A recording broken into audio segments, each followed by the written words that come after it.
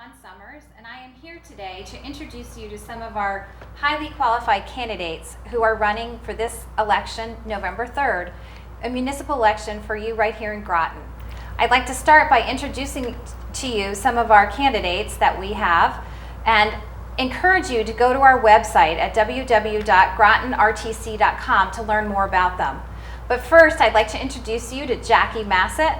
Jackie has been on our council and an RTM member and much more as city council for many years. We have Bruce Flax with us tonight, a current town council member. We have Bonnie Naultz and Greg Grimm, who are newcomers to this election, but highly qualified and worth the time for you to check out what they have to offer. So we'd like to start with Jackie this evening to have her give a little bit of her background and information on what she's done for Groton in the past and what she's looking to do in the future. Jackie? Good evening. As Heather said, I have been on the RTM, I've been on the town council, and it's very, very interesting. One of the things that I would like to do this time around is try to keep taxpayers in the loop and make it very easy for you to come either before the RTM or before the council to ask questions and to get clarification on the way that things are done. Thank you. Bruce? I'm Bruce Flax. I've been on the council for 7 years, a 20-year resident of Groton, right? I have a lot of unfinished business. I think that as far as the council goes, that it needs a good mix of people who understand the process and what's going on, and newcomers with new ideas. So I think it's important to have a mixture of both. The other things that are important to me, like Jackie said, are one of them is transparency in government, which I think we'll talk about today. Another is make sure that we're keeping taxes low for the taxpayer, but still providing the services that they want and come to expect here in Groton. So, thank you. Wonderful. And then we have Bonnie Naultz, and Bonnie has a really interesting background that everyone should open their ears and listen here. Well, thank you, Heather.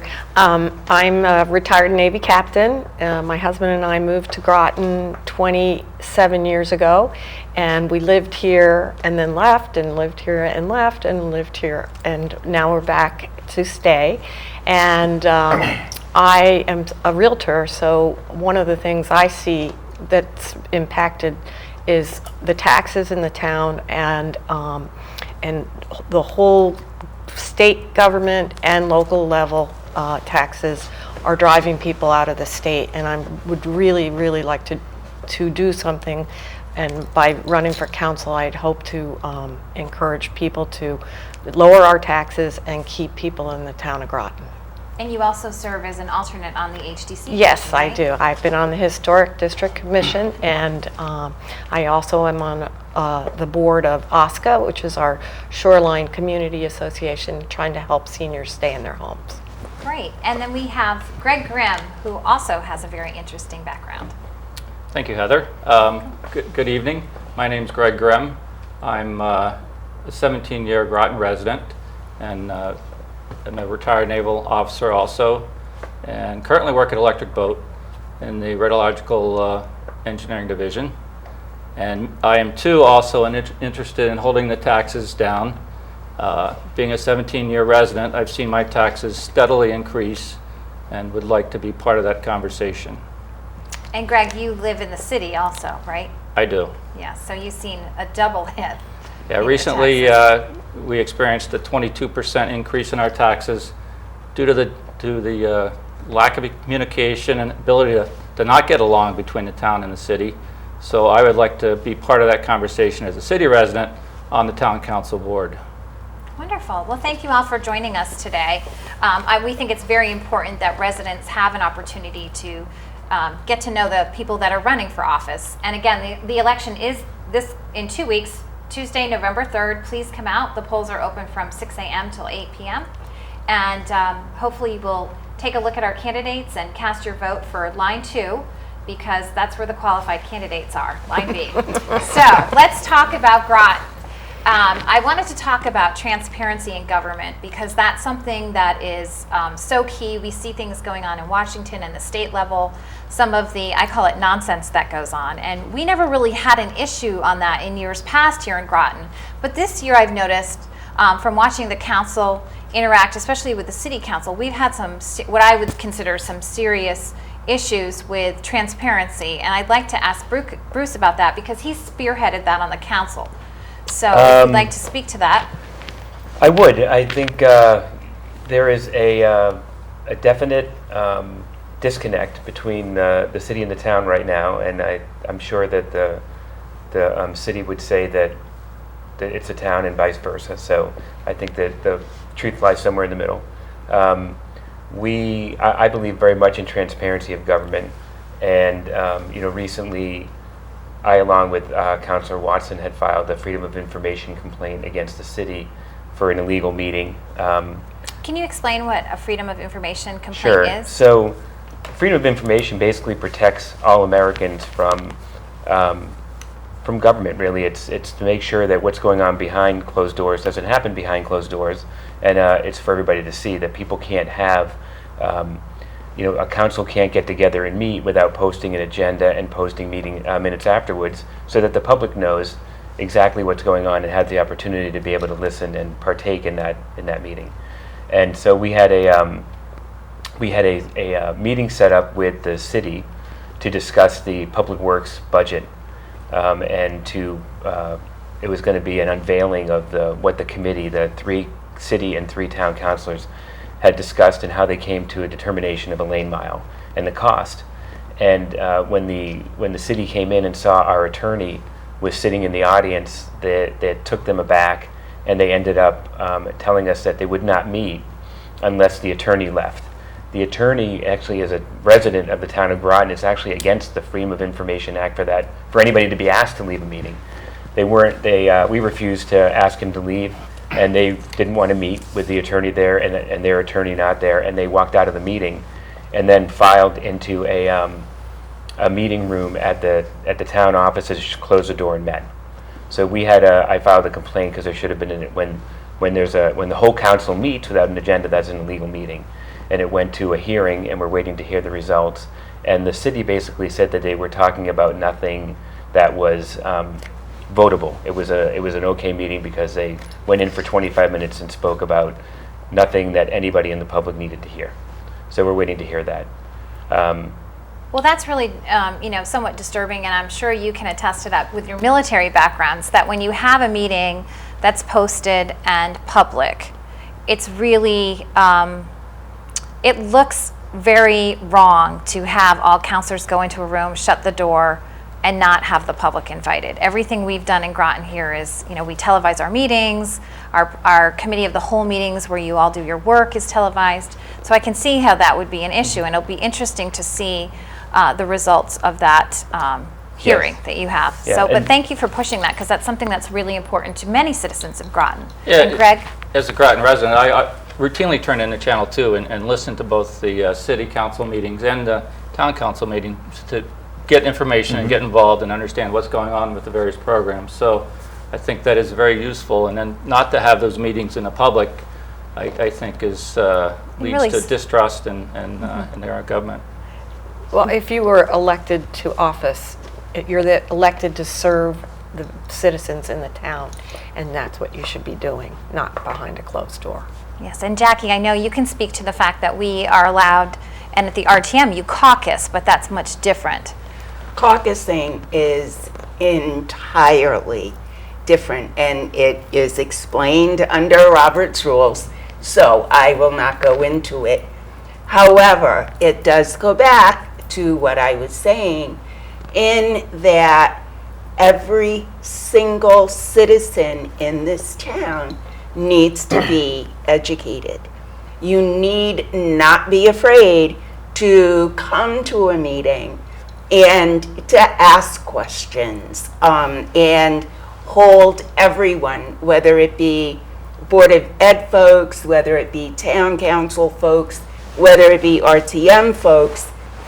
You have every right to hold our feet to the fire and ask why we are doing certain things certain ways. And I Okay. believe at the council meetings and the RTM meetings, there's citizens' input Yes. every meeting, so you certainly can come and, how long do you have? Do you want to talk to that? We have 5 minutes before the public, what's it called, Jackie? It's citizen Citizen petition, petitions. right. So, and you can do it before the RTM and the town council meeting, I think the city council too. Yes. I believe so strongly in transparency that about 3 or 4 years ago, I wanted, or maybe it was even longer, I wanted the town to post on Facebook their town meetings, and they didn't want to do it. And so I started a page called Government Community Groton, which every Sunday I post the meeting agendas for the town, the city, the RTM, and the Board of Ed.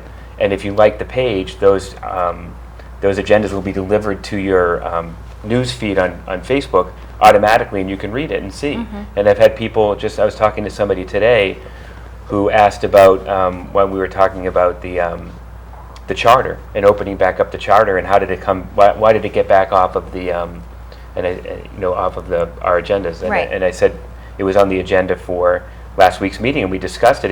If you were on this Facebook, you'd know. I mean, people need to know what is going on in the town and what people are talking about, and this is one way for it to take place. Absolutely. I noticed it's also been picked up by our website now, the GrotonRTC.com, and also Groton Discovery posts all of the agendas based on what your work is. Yep. So if you have time and you're interested, go to any one of those websites and you'll be able to see what's happening. But that brings us to the charter revision. I wanted to talk to you a little bit about that. We had a chance last week with some of our other guests to talk about charter revision, and we explained that the charter is really the rules of the town, so to speak. It's sort of at the 50,000 foot level, but if you open it up for citizens to have input, which I think is very, very important, then the entire charter is opened up.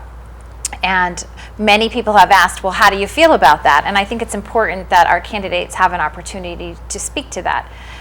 What happens is the mayor sets up a charter revision committee, which can be comprised of citizens, of RTM members, of council members, citizens at large, and they have an opportunity to look at the whole charter to see what they'd like to have changed or omitted or added, and it's an opportunity for real change within the town. And there's been a lot of talk about charter revision, so I thought I would bring that up and see what your thoughts are. And I'll start with Bonnie. Okay. I definitely believe that there should be some revision to the charter. In knocking on doors, I've had a lot of people say that the 44 members of the RTM is just unwieldy form of government, and it seems like something should be studied and something else be done. And Greg, do you have any thoughts on that? Yeah, I think it's always a healthy process to look at your processes and see where you can improve. And I also have had a lot of feedback on the problems between the RTM and the town council, and just seems like a roadblock at times where things are not getting done because the town council does one thing with the budget and then the RTM does another. So I think it is a healthy process to look at those things and see where we can improve.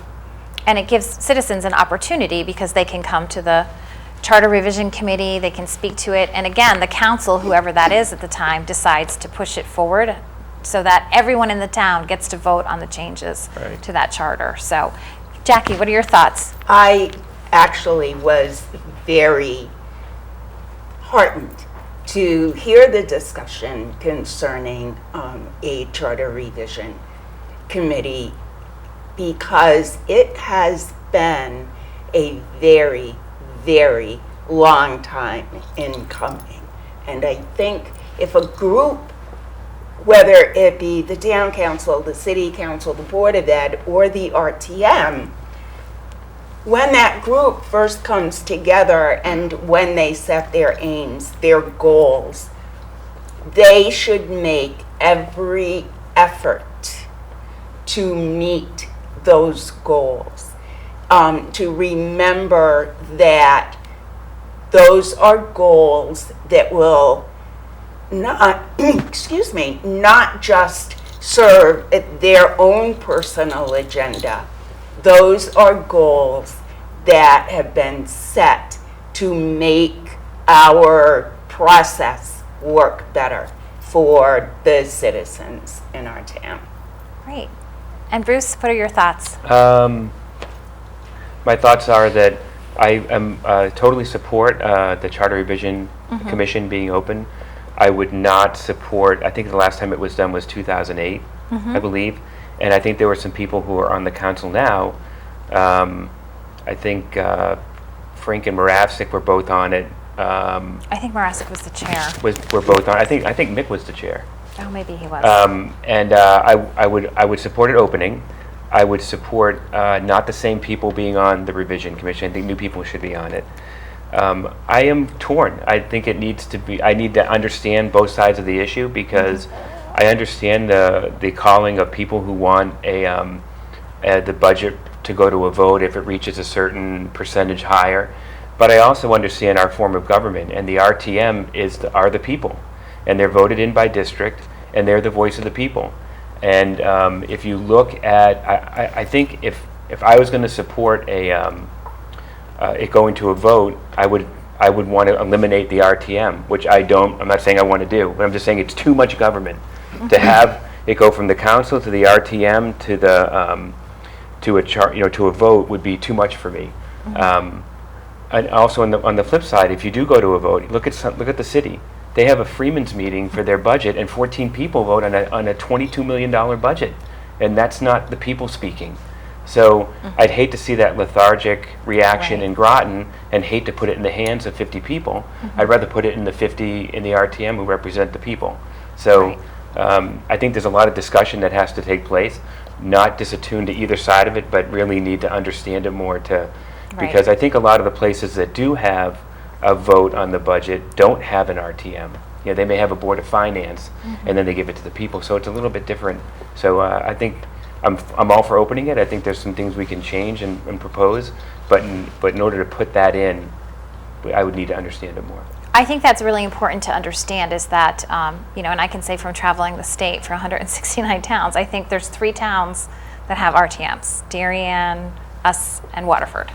And you're right, the RTM's role is the fiduciary role. So when people are upset about their taxes, they need to talk to their RTM representative in the district because they have the final say on the budget.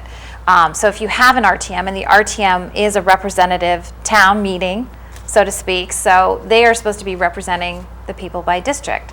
So if you have that, then you don't really need a referendum, or you shouldn't. So opening up the charter allows all the councilors and citizens in particular to voice their opinions. And you kind of don't know what's going to happen when you open it up, but maybe something better would. And I think it's great that you're all supportive of the input.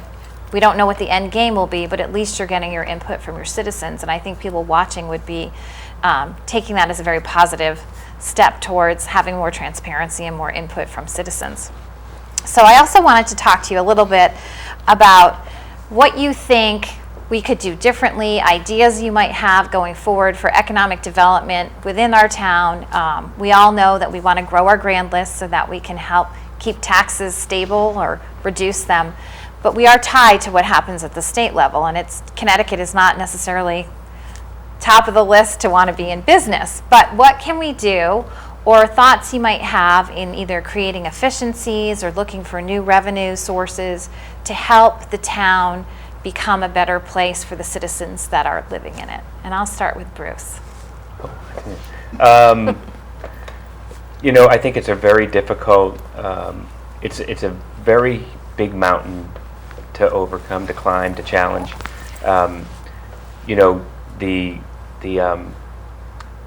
The budget continues to go up mainly because of responsibilities to pensions and health insurance and raises.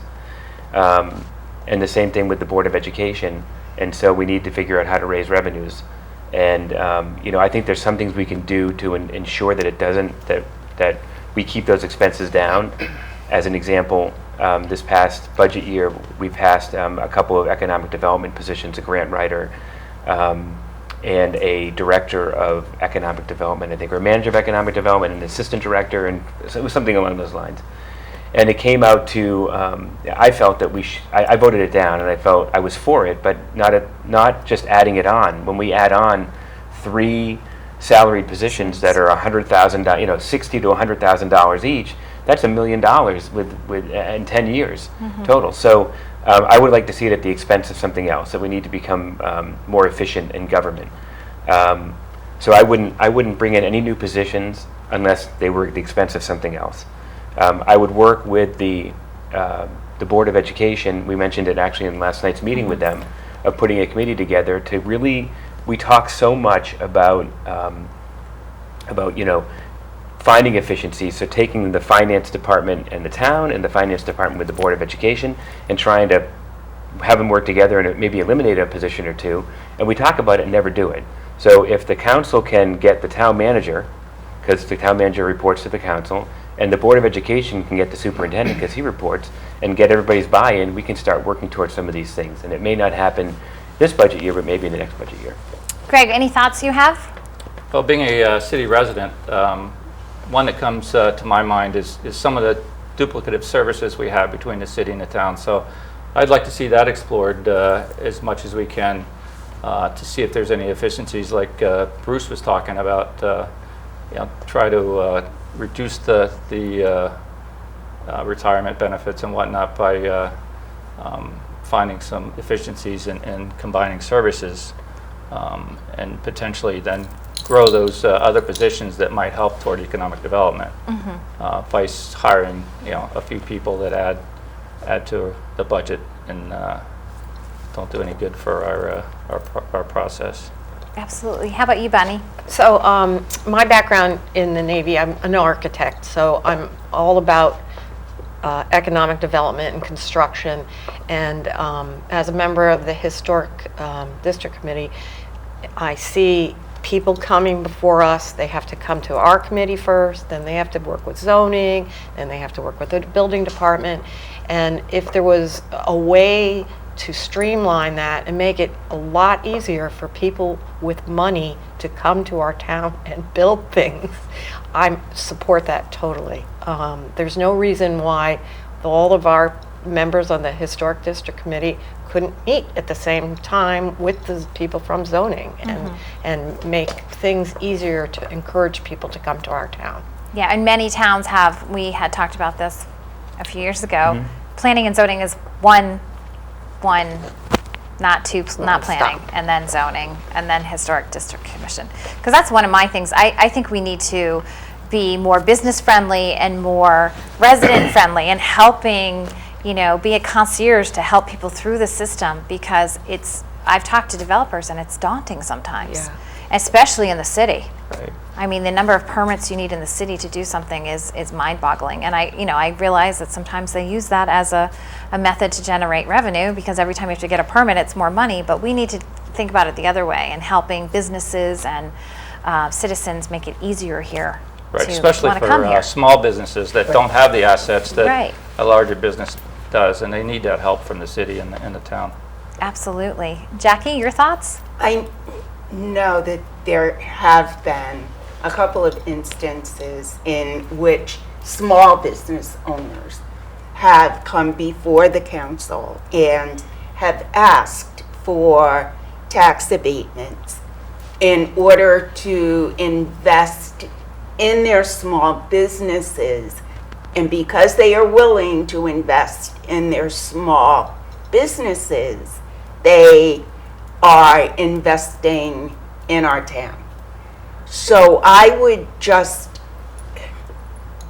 like to see us trying to work with people and pull people into Groton. And it doesn't have to be a huge multinational corporation. Good things come from little packages sometimes. That is so true. And we just heard from the assistant director of planning, and that's exactly what he said, that they're trying to bring in small and medium businesses, that you don't want to put all your eggs in one basket with a large company. You can see actually what's going to happen. And one of the things that I think is important, I don't know how you all feel about it, but I wanted to ask you is, I think it's important, and maybe this is something that would happen in the charter revision, is that the council and the RTM have a more active role. We have full-time staff with a paid town manager and the staff in planning and public works, and you are all volunteers.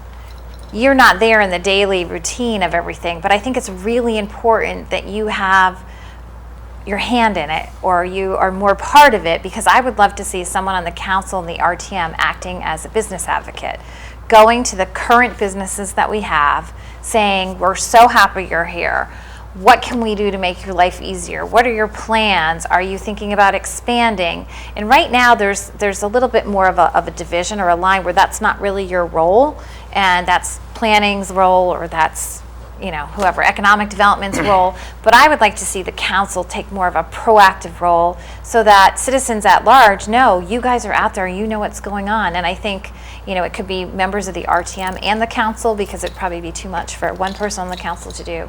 And I think making our current businesses know that we are thankful they're here, that we are excited for expansions they may have, and we want to help them in any way we can, is really important, and it goes a long way. I've seen that in other towns, and I don't know if that's something you guys would be willing to, go after or push for. I would. Okay, you guys go. Yeah, Go, ladies. No. Now, everyone is going to be able to figure out how old I am. But, She's 30. thank you.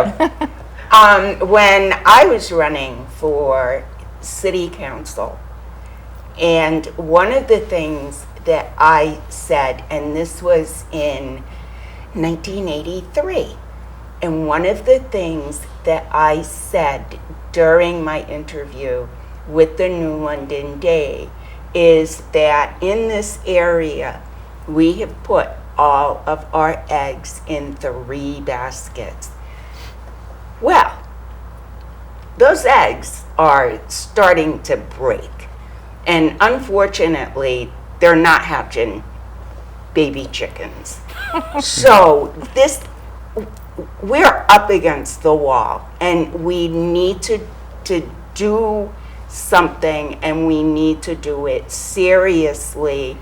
And again, we need to have everybody's input, not just a few folks. Good. Bonnie. Yeah, I mean, I think that we really should thank the businesses who have come and opened, whether they're a 1 or 2 person shop or somebody who employs hundreds of people, because without them, the town of Groton won't be able to exist and continue. Right. and Our I think taxes it's are important. going up. We Yep. need businesses here to help offset that, personal taxes. And I think it's important that business owners know you, that they know, oh, I know Jackie, I know Greg, Right. I know you, I can go to you if there's an issue, I can speak to you. And I think that goes a very long way. I don't know, what are your thoughts about that, Greg? Oh, I think it's a wonderful idea to go to the businesses and tell them that you're glad they're in your town and doing business. We've seen large buildings being taken down in our backyard, which are a big negative hit to our tax base. So we need to be proactive and talking to those businesses and let them know that we'll do whatever we can to try and help them. And in addition to trying to get new businesses, cultivate the ones that are here. We should be worried about our future. We have the base, which has been through several rounds of BRAC closures, which we've been able to get through, but that's not necessarily true for the future. So those are things we have to think about. And that's one of the things I think is very important in having people with both your background and Bonnie's background. We have gone through a BRAC. I was on the council when we were able to avoid a BRAC, which is a base realignment and closure. But we did it by the skin of our teeth. And at that time, Mick O'Byrne had a military background. He helped the council really lead that effort, and the council